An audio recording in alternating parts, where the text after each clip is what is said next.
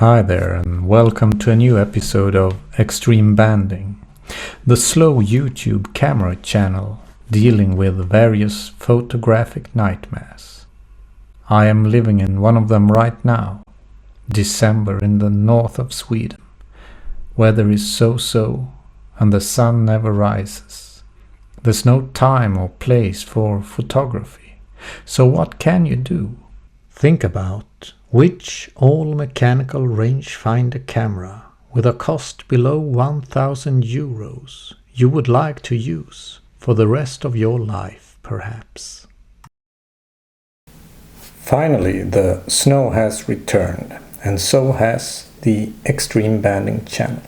This winter with the aim of concluding the Barnack series. So, let's get to it. What you see in front of you is, as many of you probably already know, a Leica IIIg, Leica's last bottom loader. When Leica released the M3 in 1954, it was in many ways the end of the Leica thread mount system. Leica did give those users a last gift though, in 1956. Their most radical attempt at evolving the old Barnack design.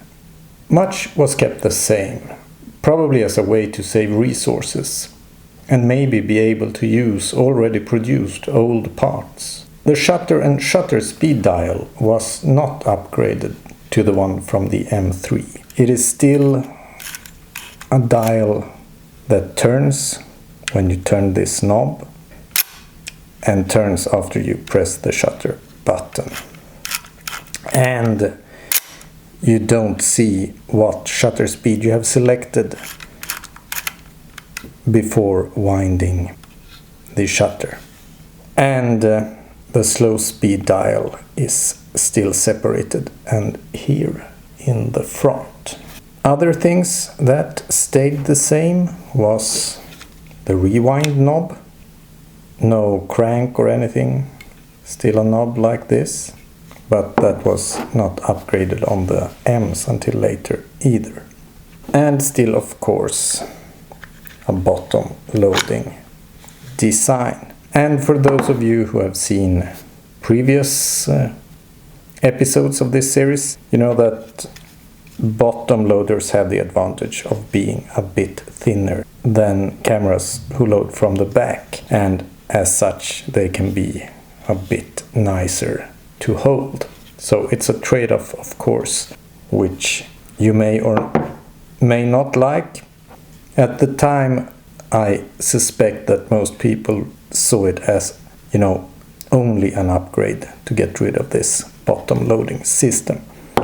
But now in this day and age, some people do prefer the thinner design.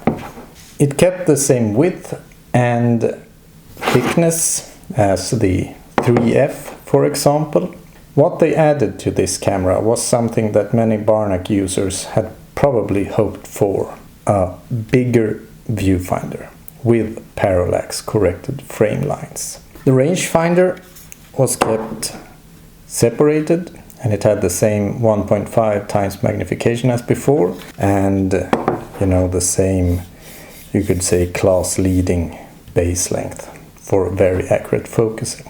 The enlargement of the viewfinder window, of course, led to an increase in size. We can compare it here to this fed copy of the Leica II Model D, which is a bit smaller than the iiif, for example, but not by much. So you can see the difference in height here.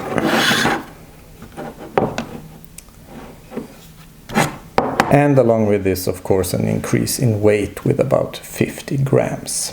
This was, a bit of a bold move, as the main strength of all Barnacks is really their small size. The IIIg is still a pretty small camera compared to other rangefinders and weighs about 100 grams less than the M2 and M3, for example. We can compare the size here to the Yashica YF, which is the same dimensions as a Leica M2, for example. So I would say it is smaller than this one, clearly, but it is not as evident as the difference in size between these two cameras. A bit bigger than the original Barnack, but still pretty small. And what is it like to hold then? You know, these cameras are like, they just fit perfectly in hand. There's no getting around that. So how did they fare when upgrading this one? Well, it is a bit taller here. So the finger, it depends on how big your hands are and how long your fingers are. But it is not quite as comfortable, but still very comfortable to hold like this. These things always bother me a bit on these cameras with separated dials, and they have a very big self-timer lever here. And as the shutter button is still here at the back of the camera, you kind of want to have your finger somewhere in this region. And this is a bother, but actually it is pretty nice to hold like this, to rest your middle finger on top of this slow speed dial. I wouldn't say that it is as nice as this one in hand, but you know, it works. And you have the slow speeds, which you don't on this one. But of course it is, you know, they just kept the placement of everything as in the old cameras.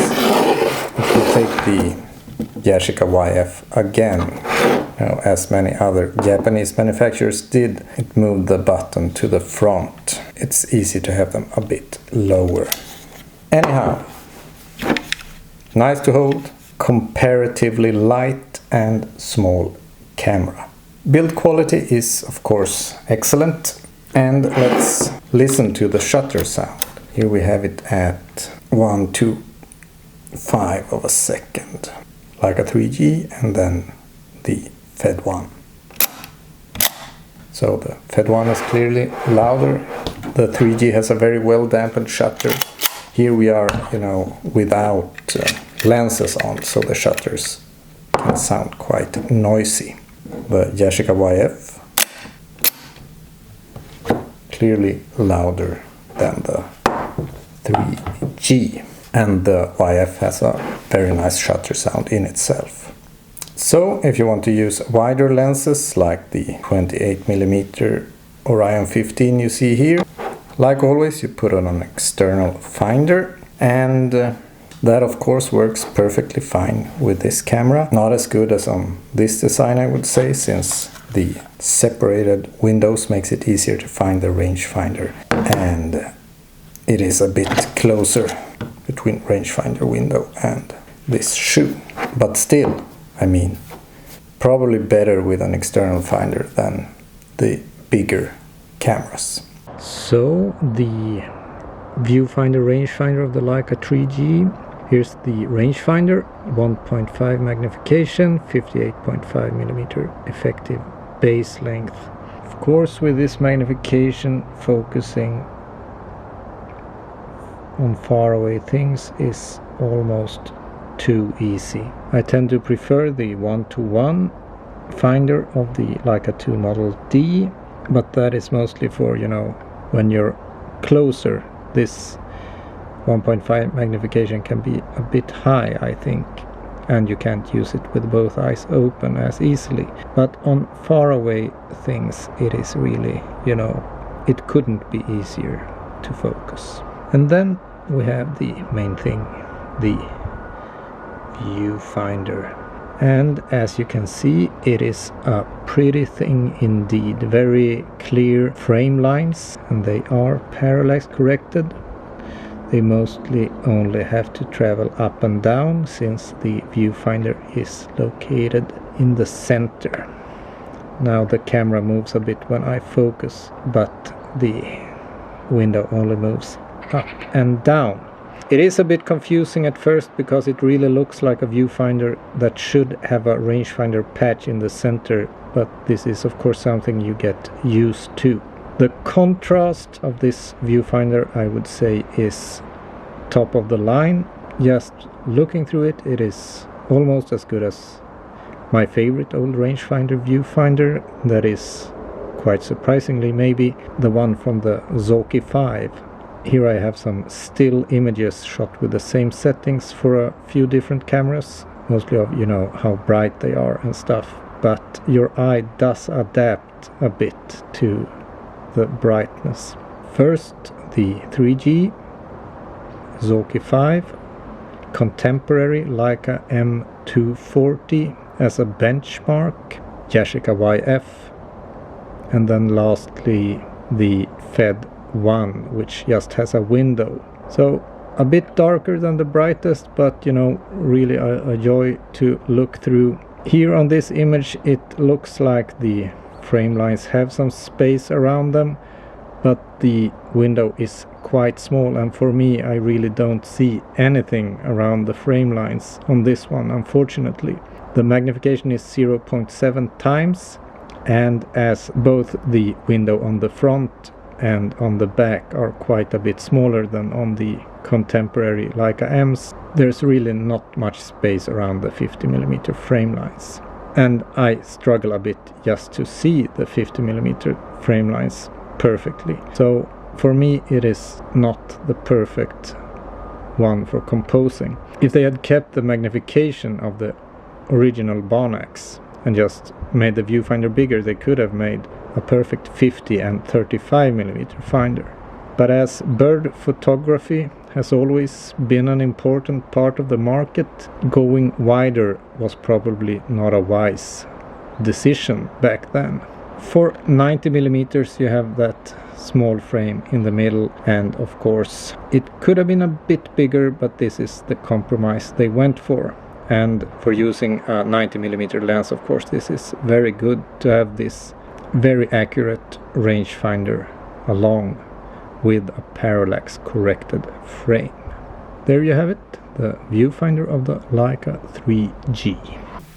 Another camera that comes to mind when we're talking bottom loaders with their thin bodies that are bigger than the Barnacks but smaller than the non-bottom loading cameras. We have the Zorki-5 from the same time period. It is roughly the same size as the 3G, you know, only the dials here sticking up a bit. It is a tiny bit less wide. It weighs about 30 grams more. And how do these two cameras compare otherwise? Well, I would say the Zorki-5 actually has a few advantages. It has a combined viewfinder rangefinder while still keeping a wide effective base length. Not as wide as this one, but this combined viewfinder of course has its advantages. And no rangefinder shift, which you can find in this high magnification finder. And so the viewfinder in itself on the Zorki-5 is a bit brighter, and they are both beautiful to look through, but I would prefer the Zorki-5 for the viewfinder experience. It is also nicer in hand, I would say. You know, it lacks this stuff here. The downsides of the Zorki-5 are, you know, it has a lever wind, but it is not very nice actually. It's okay here, but with film in, it's kinda, you know, rough. Film rewind is also a step down from this original design. You know, the knob wind and the knob rewind, which is quite good on this, you know, in this Barnack style. Adding to that then, well, this camera costs 20 times less than this one. Of course, you would probably want to have it serviced, but on the other hand, this is an old camera, and if it hasn't been serviced, you probably want to do that before, you know, starting to shoot film seriously with it.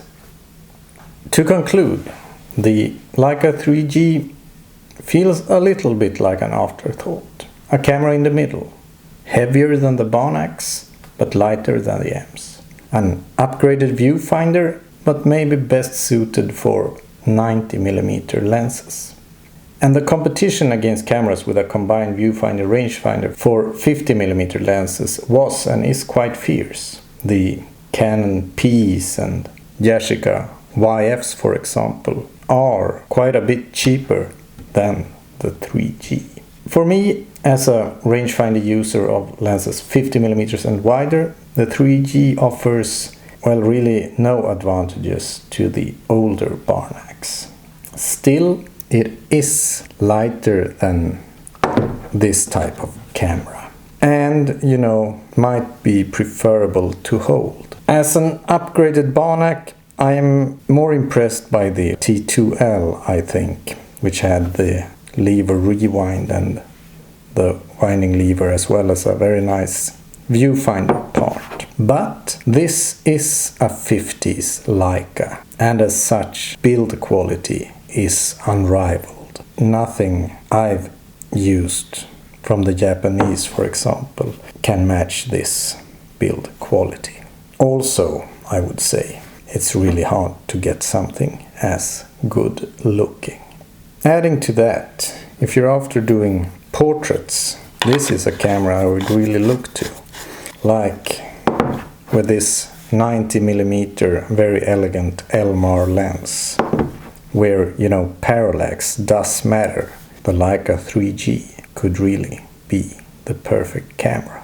There you have it, the Leica 3G, a camera with a very nice viewfinder, very good looks, nice design, but maybe not that much of an upgrade to what came before.